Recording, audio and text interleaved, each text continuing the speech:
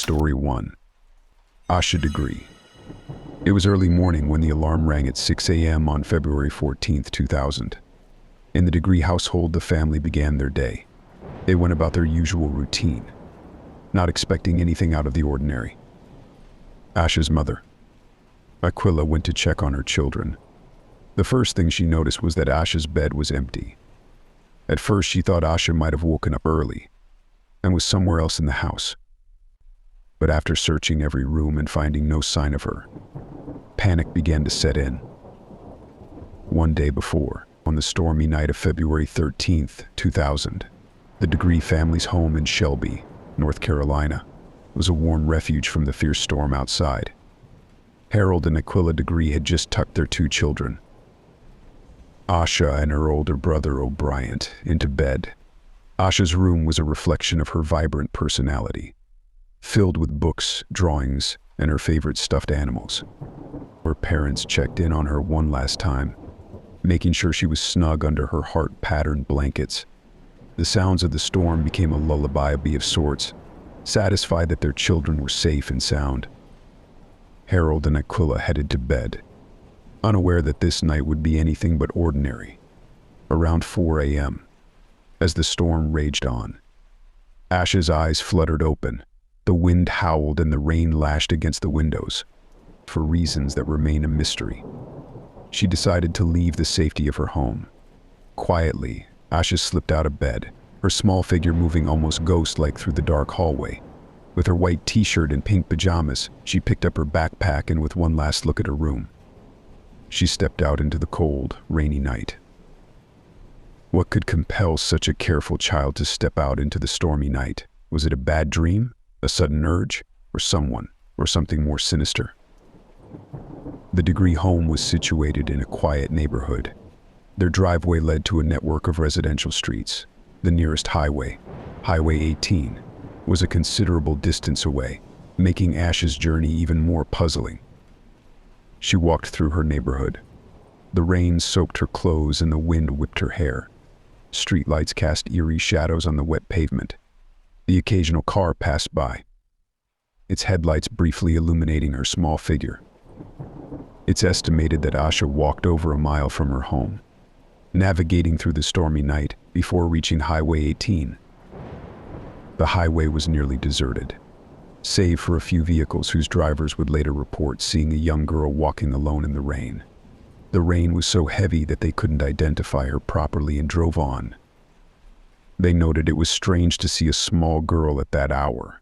One of the drivers who saw Asha walking alone on the highway circled back to check on her. But when Asha saw him approaching, she ran into the woods. And this was the last known sighting of her. The next morning, when the Degree family woke up and discovered Asha missing, her parents immediately contacted the authorities, and a massive search operation was launched. Police, FBI agents, and volunteers scoured the area. Their flashlights cut through the relentless rain as they searched for any sign of Asha. A week later, several of Asha's belongings, candy wrappers, a pencil, a marker, and a Mickey Mouse hair bow were found in a shed near where Asha was last seen. The discovery provided a glimmer of hope and a new direction for the investigation. However, despite extensive searches in the found items, the trail went cold.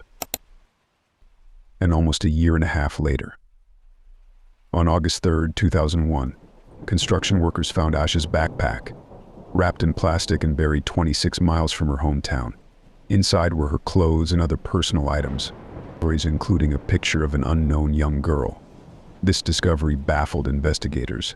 The packed bag indicated Asha was prepared to leave, but the fact that she managed to cover such a distance, bury her belongings, and disappear without a trace suggested that someone else was involved.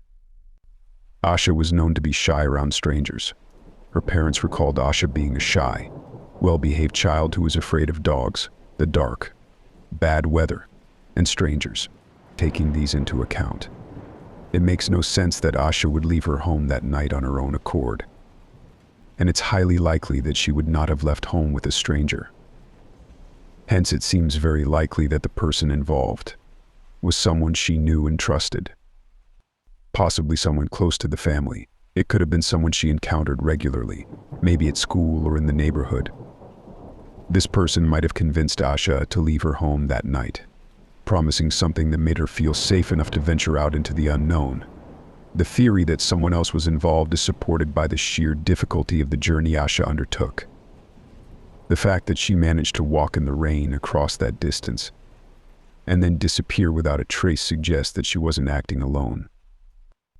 The unsettling thought remains: who was this person, and what were their intentions? As time passed, her disappearance remained a chilling enigma. Her family and community still yearned for answers. The stormy night she vanished became a somber reminder of the unknown. What compelled Asha Degree to step out into the storm? And who or what might she have encountered?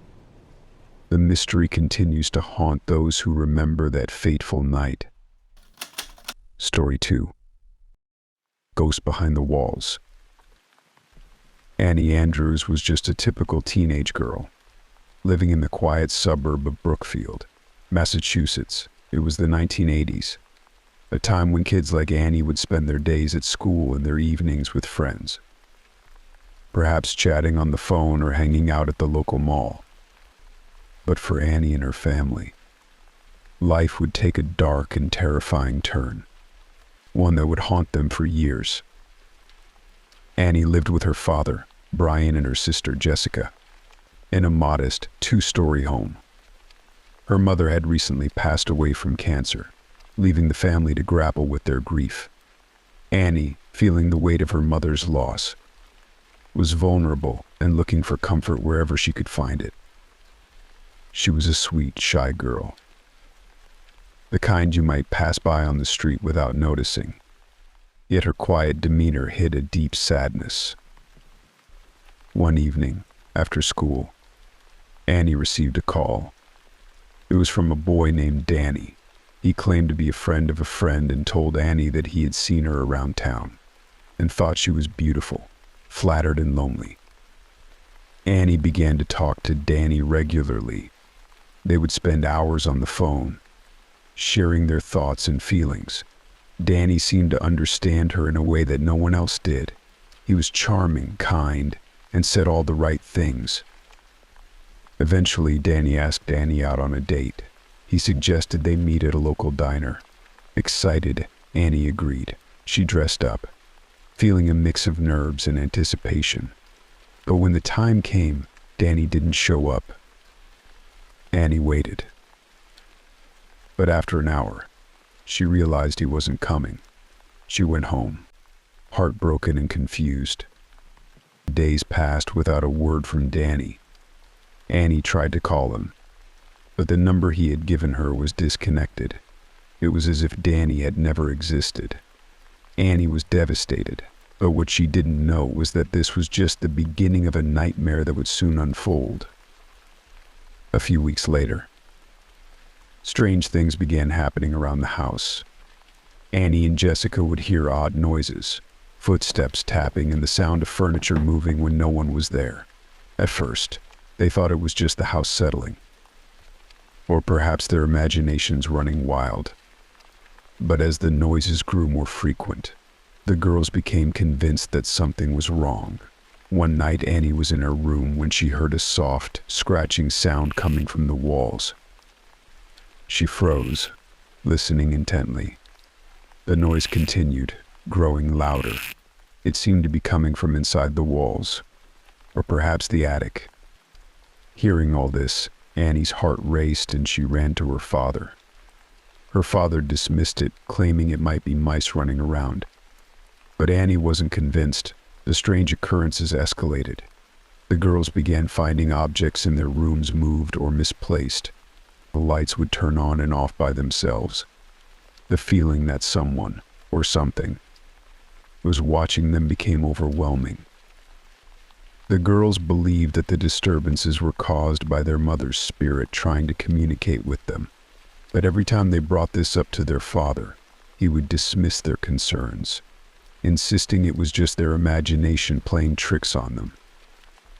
Due to this, Annie and her sister Jessica was often stressed and on edge, disrupting the entire family. but they tried to carry on as best as they could. One evening, Annie and Jessica were alone in the house as their father was working late.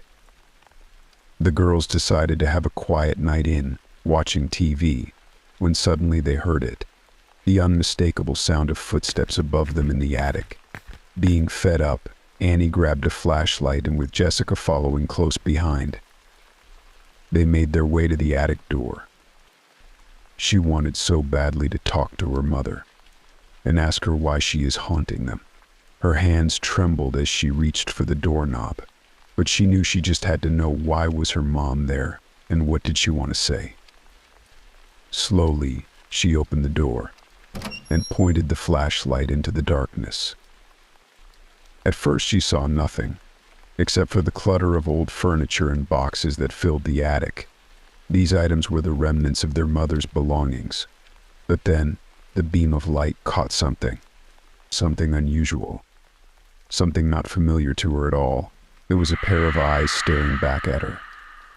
And Annie knew instantly that this was not the eyes of her mother staring kindly at her, but something evil, staring back at her with great intensity and smiling with murderous intent. The very sight of it sent shivers down her spine. She screamed and slammed the door shut. The girls then quickly ran to a neighbor's house and called the police. When the officers arrived, they searched the attic and made a chilling discovery. Huddled in a corner, covered in dust and cobwebs, was a man. The police, upon identifying him, found out that his name was Daniel LaPlante. Interestingly, Daniel wasn't just a stranger who had been hiding in their attic, but he was the same Danny who had called Annie weeks earlier. Upon investigation, they found out that he had been living in the walls of their home, watching them, listening to their conversations, and moving through the house when they weren't around. He had created peepholes in the walls so he could spy on them. And he had even been coming down from the attic to move objects around, just to mess with their minds. The most terrifying part is Daniel wasn't just watching them. He had sinister plans. When the police searched the attic, they found evidence that Daniel had been plans to harm the family. He had left threatening messages on the walls. He had written in ketchup all around, telling the family that they were going to die. Daniel LaPlante was arrested and later charged with multiple crimes, including breaking and entering and harassment. Even though he was arrested, the psychological scars he left on the Andrews family were deep.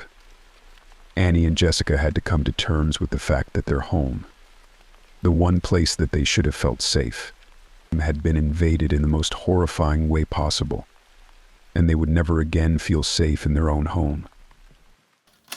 Story 3. The Midnight Mystery. In the small town of Marshall, Minnesota, the night of May 14, 2008, began like any other.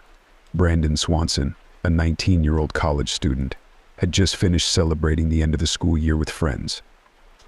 As the night grew late, Brandon decided to head back home to his parents' house in Marshall. He said his goodbyes and set off in his car, driving through the dark rural roads he knew well. But as Brandon drove, something went wrong. He misjudged a turn on one of the narrow gravel roads and ended up stuck in a ditch. Frustrated but unhurt, he called his parents, Annette and Brian Swanson, to come pick him up. Brandon told them he was near the town of Lind, a short drive from Marshall. His parents immediately set out to find him. As they drove toward Lind, Brandon stayed on the phone with them, guiding them as best he could, but there was a problem. Despite his clear directions, they couldn't find him. Brandon grew increasingly frustrated, insisting he knew where he was, while his parents, driving up and down the dark country roads, saw no sign of him or his car. After about 45 minutes of searching, Brandon told his parents he would walk towards the lights of a nearby town he could see in the distance, believing it to be Lind. He stayed on the phone with them as he walked, describing his surroundings. The ground beneath his feet changed from gravel to grass as he ventured off the road. But then, suddenly Brandon shouted a curse. He exclaimed, "Oh shit!" And then there was silence, and the phone went dead. His parents tried calling back, but there was no answer. They drove around desperately, searching for any sign of him. But it was as if Brandon had vanished into thin air. When daylight broke, Annette and Brian contacted the police. A search was launched immediately. Authorities found Brandon's car exactly how he had said it was, in a ditch. However, it was not near Lind as he thought, but in a completely different location near the town of Taunton, about 25 miles away from where his parents were searching. Despite extensive searches, including the use of dogs, helicopters, and volunteers scouring the area, no trace of Brandon was ever found. The disappearance of Brandon Swanson is one of the most baffling and heartbreaking mysteries in recent history. Despite extensive searches and numerous theories, no one knows what happened to Brandon that night. Was he the victim of foul play? Did he accidentally fall into a nearby river or a well-hidden sinkhole? Or is there some other explanation that has yet to be uncovered? To this day, his disappearance remains unsolved, leaving his family and the community haunted by the unanswered questions surrounding his fate. And that brings us to the end of today's video. These unsettling stories remind us how the most ordinary moments, a quiet morning, a cozy home, or a familiar road can suddenly turn into something terrifying. If you found these stories as chilling as I did, make sure to hit that like button and share your thoughts in the comments. Don't forget to subscribe and hit the notification bell so you never miss a new story. Until next time, stay vigilant, stay curious, and may the mysteries of the supernatural continue to captivate your imagination. This is Supernatural Secrets signing off.